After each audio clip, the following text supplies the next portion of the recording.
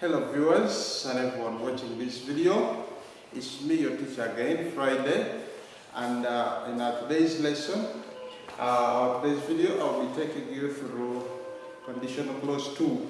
In a previous video, there's a video I made which was about if1, and in today's video, or today's tutorial, I'll be taking you through conditional clause 2, or if2, okay? I took you into if1 in the other video, and I introduced you to conditional clauses. Now with this video, I'll be proceeding just where I stopped, and the other video was about if clauses, and it was about if1. This one is about if2. If2, or conditional clause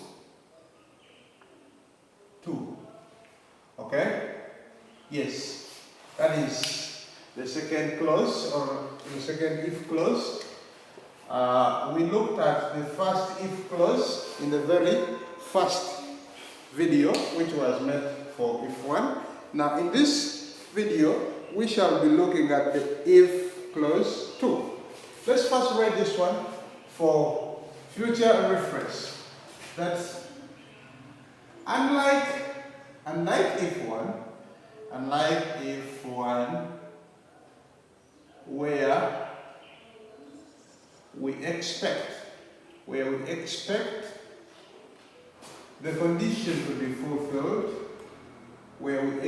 the condition to be fulfilled,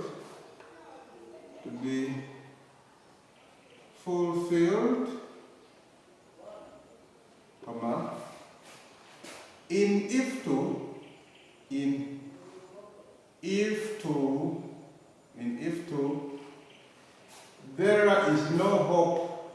there is no hope for the condition to be fulfilled,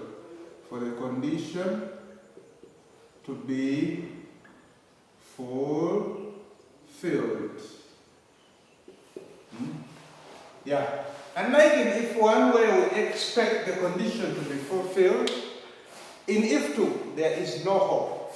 There is no hope for the condition to be fulfilled.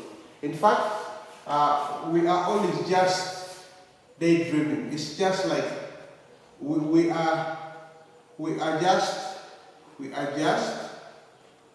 daydreaming. You know what daydreaming is?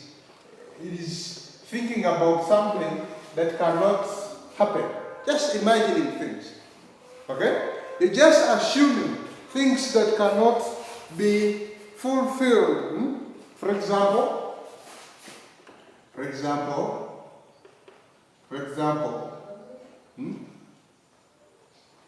if I were God, I would leave man to live forever. Yeah, I think this sentence, I want to bring you to this explanation. I want you to understand that explanation. That if I were God, I would leave man to live forever. Now, this particular sentence, I can't become God, okay? It is impossible. It is impossible for me to become God. Therefore, I can't leave man to live forever. It is impossible. It is impossible for me to become God. I can't become God. Therefore, I can't leave man to live forever. This is what I was telling you about. That if2 is, in fact, for it talks about the impossibilities. Imagining something that will never happen. You are just assuming of something, and you think it might come that way. But it can't, be that way. So we are just imagining things that can't really come true. Example 2, another example here. If I were you, comma, I would eat a lot of portion. Yeah, this is another imagination sentence, or imagination sentence. I am just imagining to become you, but personally, myself cannot be you. Okay? Oh, there will not be any day when I will wake up when I'm you. No, you will remain you, and I will be me. Okay? Until the day I die. Okay? I will never be you. So I can't become you. I can't be you. Okay? So this clause, or if to, it tells us about the impossibilities. Okay? Yes, it tells us about some things that will never come true. The impossibilities. Okay? Now, I believe we have seen some of these sentences. I'll give one or two more example sentences. Then I'll show you how to change from if1 to if2. Okay? Yes. Those sentences you're seeing there are if1 sentences.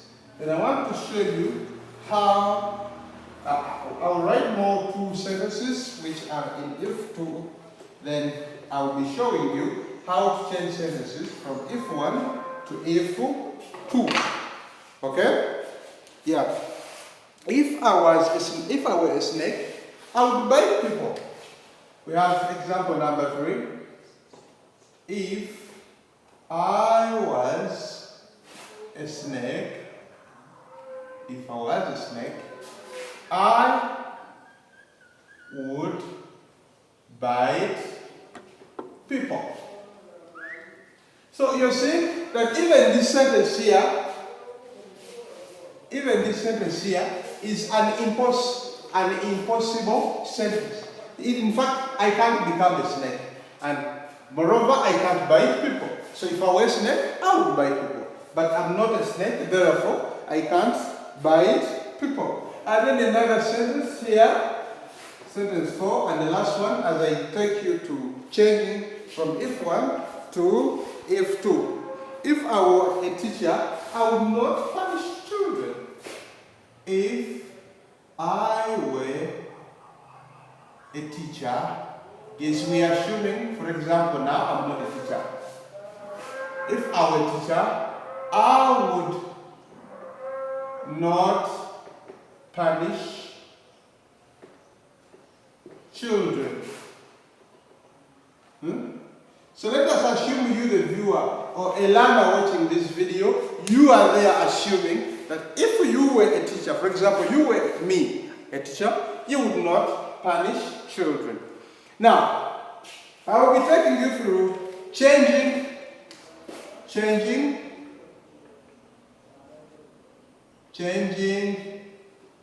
if1 sentences to if2. Now, how can we change if1 sentences to if2? I'll give you some example here. Example, how we can change if1 to if2. For example, we have one sentence here, which is if1. If she writes to me,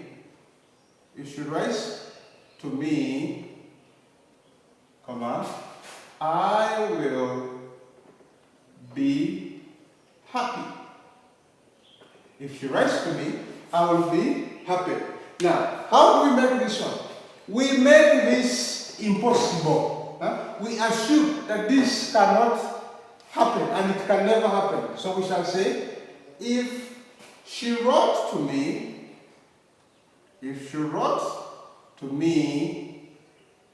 comma, I would be happy. Are you seeing? So write the present simple tense changes to past, and will, the present tense changes to would. So that means this person never wrote to me, and I did not become happy. Therefore, I am just imagining or assuming that if she wrote to me, I would be happy. Okay? Let me put another example. Then our activity will also be of the same category, so that we can change our sentences from if1 then to if2. If my problem is solved, I will grow fat. If my problem is solved, I will grow fat. Okay? That is another if1 sentence. If my problem is solved, I will grow fat. That means I have hope that my problem might be solved. That is if1. We are expecting, we have hope that the condition might be fulfilled. But in if2, we don't have any hope. Okay? So here, when we're responding to this or changing it to if2, we shall say, if my problem was solved, I would grow, I would have grown fat. That means my problem was not really solved. It was not solved, and therefore I did not grow fat. And I don't expect that one day it will be solved. It was supposed to be solved at that particular time, but it was not solved. Now, that means this sentence is in if2. Now, I'll be ending this lesson. I will be ending this lesson with an activity. I'll be ending this lesson with an activity, and I will request you to change sentences, if1 sentences, to if2. Yeah. I'll be ending this lesson by asking you to change if1 sentences to if2. Activity. Okay? Change the following if1 sentences to if2. Yeah. In question one says, if it rains today, my mother will sow her beans. If it rains,